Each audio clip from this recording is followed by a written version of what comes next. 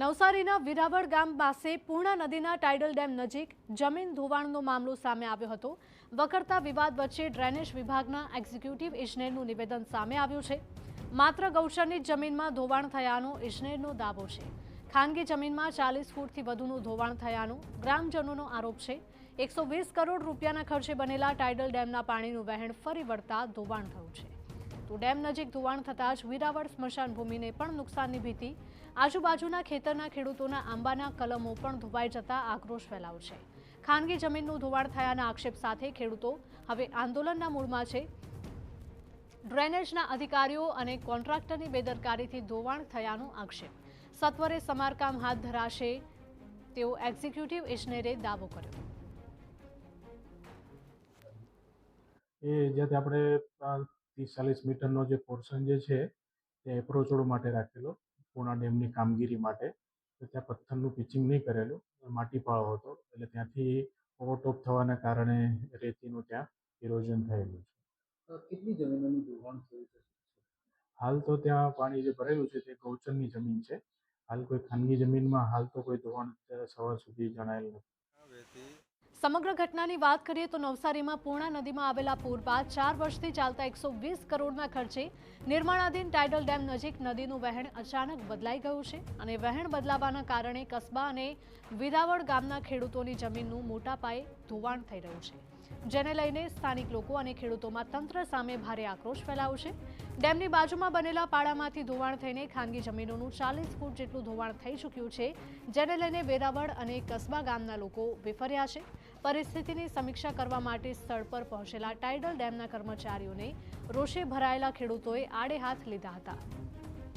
ખેડૂતોએ આક્ષેપ કર્યા છે કે કોન્ટ્રાક્ટરની ગંભીર બેદરકારી અને બાંધકામમાં યોગ્ય ધ્યાન ન આપવાના કારણે જ આ પરિસ્થિતિનું નિર્માણ થયું છે।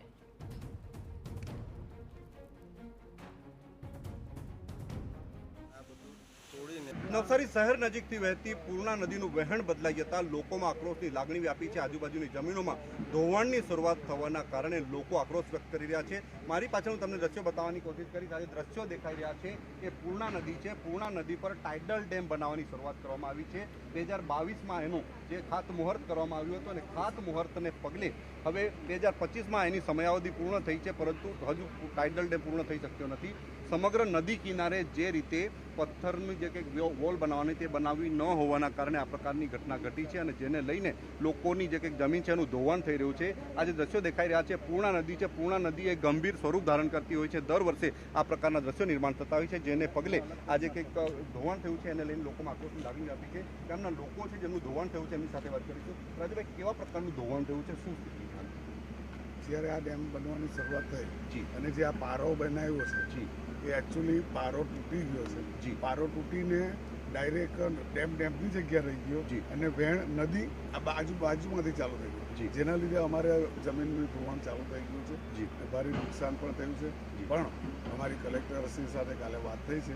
એમણે સંતોષકારક જવાબ આપ્યો છે કે ભાઈ તમારી જેવી કંઈ પરિસ્થિતિ હશે અથવા અમારી જમીન સંપાદનમાં લઈ લઈશું, તમને જે કંઈ નુકસાની થશે એ નુકસાની આપી દઈશું।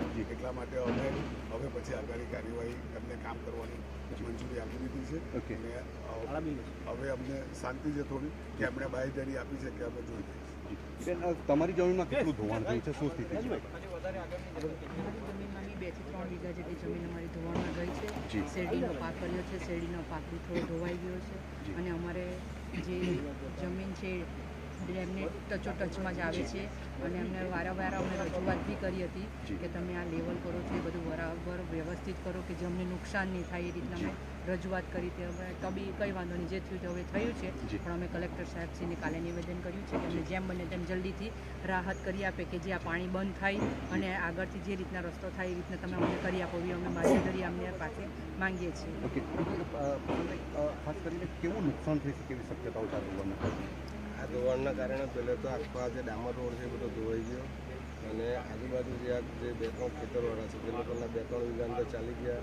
આ બાજુનું એક ખેતર છે રાજુભાઈનું, એની અંદર બી આખું આ ચાલુ થઈ ગયું ધોવાણ। એટલે આ જો નહીં અટકાવવામાં આવે તો કેટલું અંદર જશે એની કોઈ ગેરંટી જ નથી, કેમ કે આ જેટલું ધોવાણ છે જે નદી અલગ વહેતી થઈ ગઈ જે ખાલી 24 કલાકનો સમય છે અને જો હજુ આનું કામ અટકાવવામાં નહીં આવે પાણી જો અટકાવવામાં નહીં આવે તો કેટલું નુકસાન થશે આપણે કંઈ જઈ શકીએ એવું જ નથી. આ તમે જે જોતા છો કે 24 કલાકનું ધોવાણ છે. ઓકે, તો ખાસ કરીને જે પ્રકારે ધોવાણ થયું છે, ધોવાણ ગંભીર રીતે ધોવાણ થયું છે, માત્ર 24 કલાકમાં 50 ફૂટ જેટલું ધોવાણ થઈ ચૂક્યું છે, જેને લઈને જે 2 વીઘાથી વધુ જમીન ધોવાણ થઈ ચૂકી છે. તદુપરાંત હજુ જો ધોવાણ ચાલુ રહે તો સ્મશાન ભૂમિને પણ મોટા પાયે નુકસાન થઈ શકે તેવી શક્યતાઓ જોવાઈ રહી છે. કોન્ટ્રાક્ટર દ્વારા જે પ્રકારે બેદરકારી દાખવવામાં આવી છે, બેદરકારીના પગલે લોકોમાં આક્રોશની લાગણી છે અને કલેક્ટર શ્રી તથા ડ્રેનેજ વિભાગ યોગ્ય કાર્યવાહી કરે અને વહેલામાં વહેલી તકે કાર્યવાહી કરે, જેથી ધોવાણ થતું અટકે અને લોકોની જે કંઈક જમીન છે, કિંમતી જમીન છે, ધોવાથી બચે. દિનેશ ગામી, TV9.